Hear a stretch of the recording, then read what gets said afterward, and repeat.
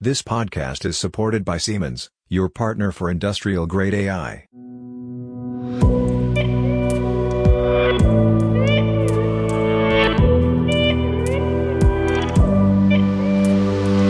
Hello everybody and welcome to a new episode of our Industrial AI podcast. My name is Robert Weber and I'm sitting in the office at the Fraunhofer IPA today.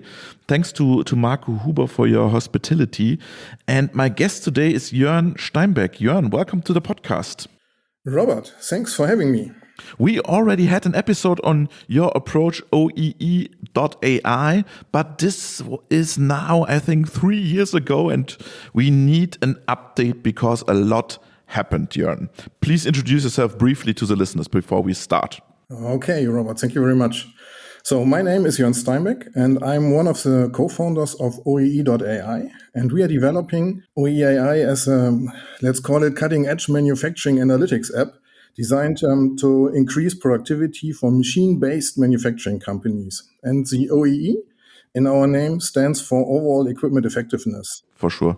Okay, so you know. Yeah, I know. How does it work? Explain us in 2 sentences and then we go to the GenAI approach. Okay, so we collect data from the machines, from ERP systems, from humans, and in a time series, and we analyze this in real time and identify productivity anomalies, provide dashboards, and so on. Have push notifications, obviously. And yeah, this is where we consolidate all the data from the shop floor with the respective of productivity, so equipment productivity for the management and for the operator. And you use a LSTM approach for that, right? This is past. This is what we've talked about 3 years ago. Now XLSTM, or what do you do? What we talk here now today is especially LLaMA, I think, so generative AI. Yeah, that's the GenAI approach, right? But you mentioned you're analyzing time series. What do you use for that? How do you do that? Obviously, this is a mixture of statistics and machine learning. Okay. And you wrote me a message a few weeks ago and you said, we are using, as you mentioned, LLaMA, and we are very happy and our GenAI approach works quite well. And you can't understand why everybody has some problems with GenAI approaches in the industrial sector. What do you do now, Joern? Yeah, let me start with kind of senior operations manager with this generative AI approach. So 24 hour, 7 days a week, global availability of data. And we call him or her Zaru. This is what we've given our AI the name. Zaru is a Japanese word for monkey, which is, again, our logo. So this is where the circle closes. And Zaru is an expert on manufacturing, so well versatized in optimization methodologies like lean manufacturing, for example, also.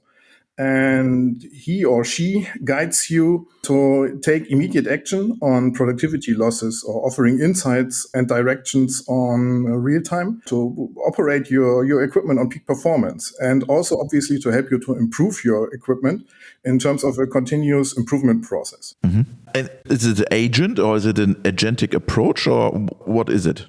Yeah, it's an agent, and the agent is accessing tools to guide you and to help you in your activities to improve. What kind of tools? Your tools or the customer tools? Or what kind of tools?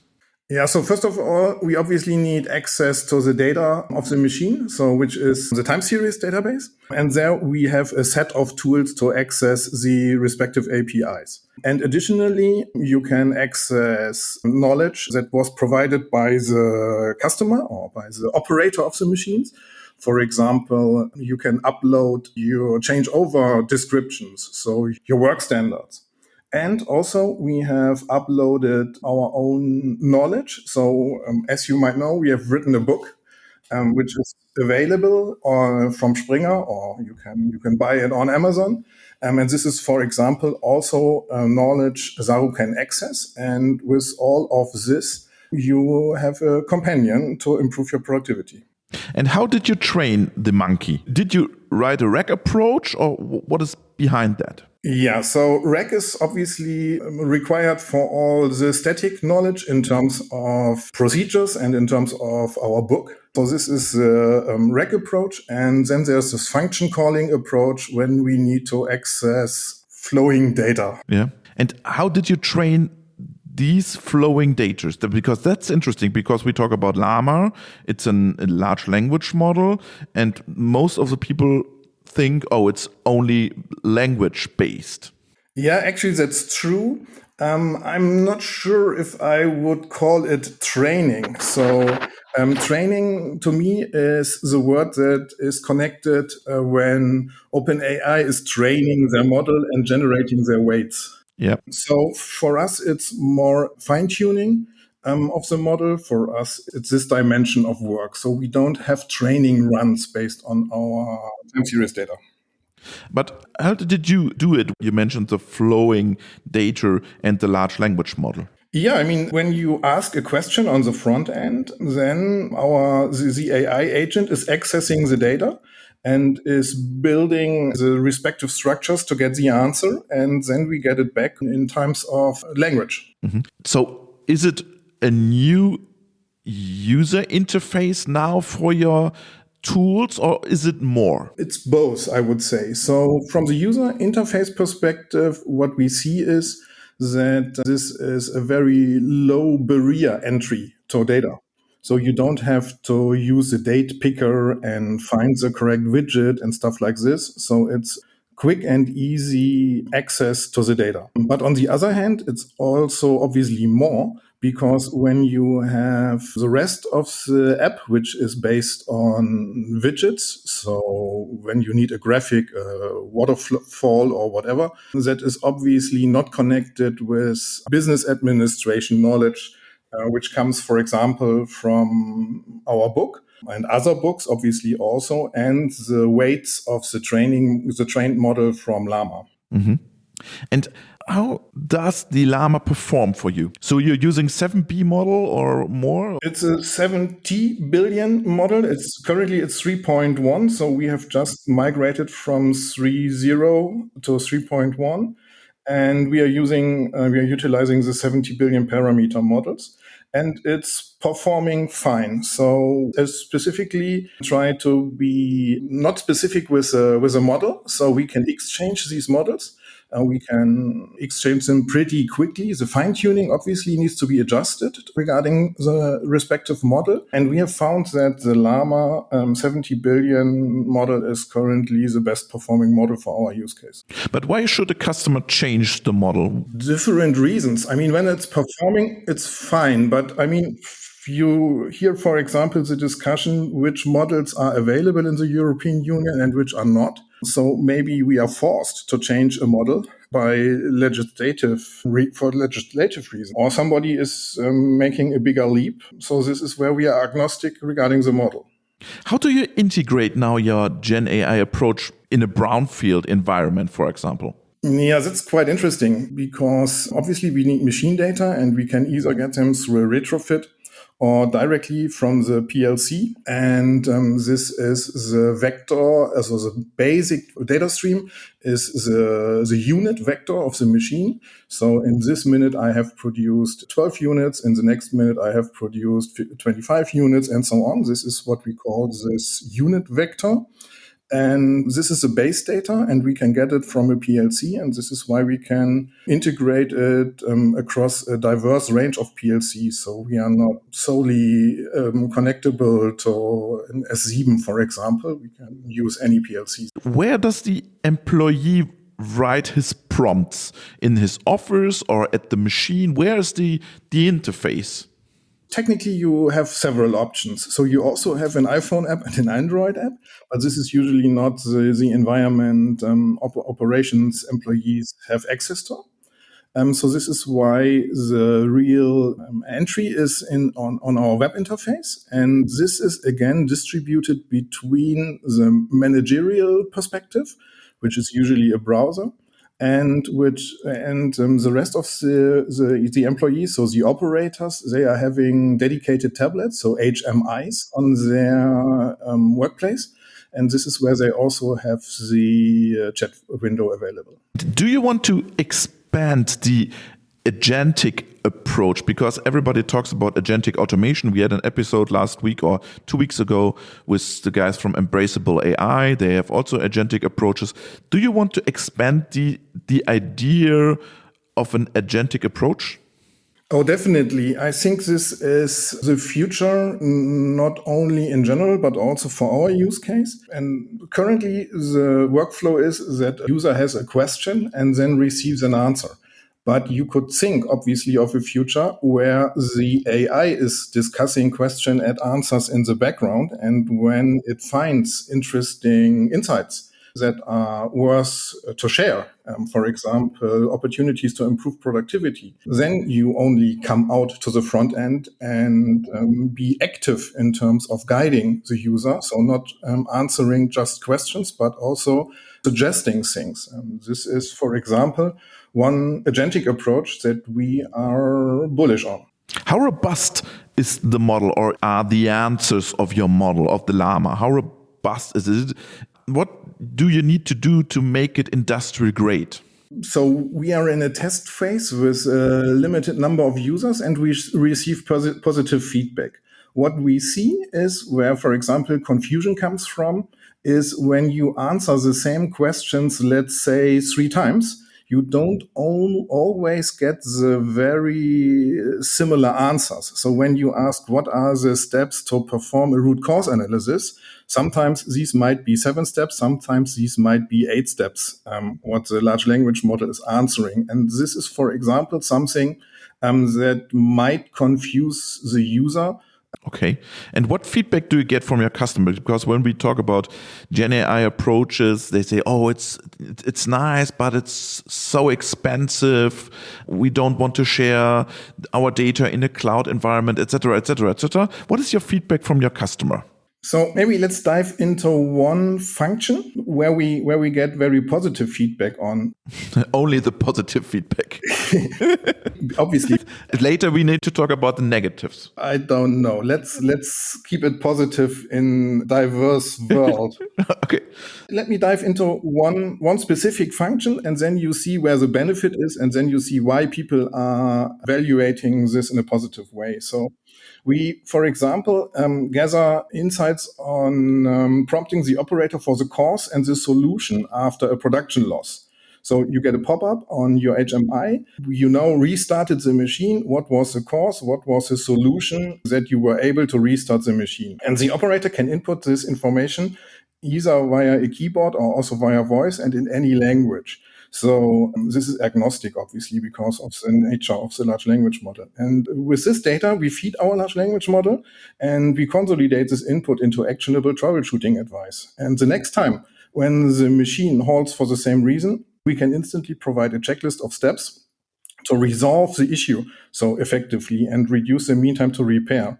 And so this is streamlining troubleshooting, which improves KPIs, and this is where we get positive feedback on. So positive shine on the world. Mm-hmm. Can you sell it? In terms of specific billing it, yeah. This is what we currently don't do. So this is just inside the package of our licensing. So it's a must-have for the future, or is it not possible to sell it? We actually haven't tried to sell it. We think this is just a service we would like to provide as part of our product. So we don't consider this as a specific function. But do you think when you look broader to the whole landscape of automation and factory manufacturing, is an GenAI approach in the user interface and GenAI approach mandatory in the future? Mandatory. If you want to sell something. I think a lot of interfaces will be enhanced by GenAI functionalities. Obviously, you see that the shop floor systems are not very responsive to innovation. So it will take a long time, I guess, until this has reached a broader audience. But I would expect that the application that has a GenAI approach has an edge over the applications. So when you decide for a new one, has an edge over the applications that doesn't work in this direction. Mm-hmm. You mentioned now the positives. I already said we want to hear something negative too. Can you share some failures when it comes to LLMs and maybe learnings from your side? We talked about prompt engineering and fine-tuning, and we actually expected that this is easier. So call it a learning. We are using the instruct versions of these models, so LLaMA 70B instruct. And the AI doesn't always follow the instruction as intended or as we had hoped. So the fine-tuning of the responses is requiring significantly more effort than we have expected. So this is really a learning for us. So we were more positive on this, that it is more out of the box, which it was not. Is it also possible, or is it an aim or a goal for your company to provide a coding application in the GenAI approach? Or do you say, oh no, coding, we don't want to go in this business? No, this is not our focus. We will focus on equipment productivity. Okay, so no idea in going in the direction of coding, because then we get into trouble with licensing, copyright stuff, etc. No, we think there is much room for improvement. So in terms of OEE deployments, be above and beyond dashboarding. So this is where the OEE is currently stuck. And we think there is a lot of opportunities around this to finally increase the OEE. So to increase technically the KPI and also obviously to show it, but also do the work behind it, not only displaying the percentage. Can you share some facts and figures how good your OEE AI tool performs and the outcomes at your customers' plants? I mean, obviously, this depends on the initial situation. When you reach a plant where nobody has so far cared about OEE, then I would say the number of 40% OEE is something what I would consider average. And to get from 40 to 50, 55 is a question of, let's say, with intense effort of 6 months. So I would consider this as a quite good return on invest here. Absolutely. What are your next steps with OEE.ai? What is on your agenda for the next coming months? Yeah, so I mean, obviously, we will continue to add new features and tools. So in terms of the generative AI, to update the tech stack constantly. Can you share some details? What's your idea? Yeah, I mean, for example, we talked about this question that the agent is discussing opportunities in the background and then coming up with an idea that you might want to follow. So this is one of our paths. Another one is that we also want to specify the context more. So the specific context of the company. So offering more personalized insights for the respective situation. So like operations consultant, for example, he's also tailoring the advice to every client. And we need to work in the direction that the advices that Zaru is giving are getting more and more specific over the time. And what wishes do you have to the big large language model providers for the next coming months? Yeah, so first of all, to supply us in the European Union with large language models at all. Oh, okay. And the second thing is, I mean, I think this is referencing back to the effort of fine-tuning. When they would understand more, I mean, this is the magic of large language models, but if they would understand more, then our fine-tuning effort would go down, and this is obviously appreciated. What do you mean, understand more? The number of prompts that we need to generate to direct the large language model is currently high, let's say. And the less guidance the large language model needs, so it understands, and you see more context knowledge. Yeah. This would obviously help us to deploy newer models faster, to innovate faster. I'm a bit biased because now you should try out XLSDM, because I think the new model is already available, 7B model. Maybe that's the opportunity for you. Okay, let us dive into this. I will share this with our tech team. Yeah. Joern, thank you very much. It was a pleasure. Robert, thanks for having me. Bye-bye. Bye.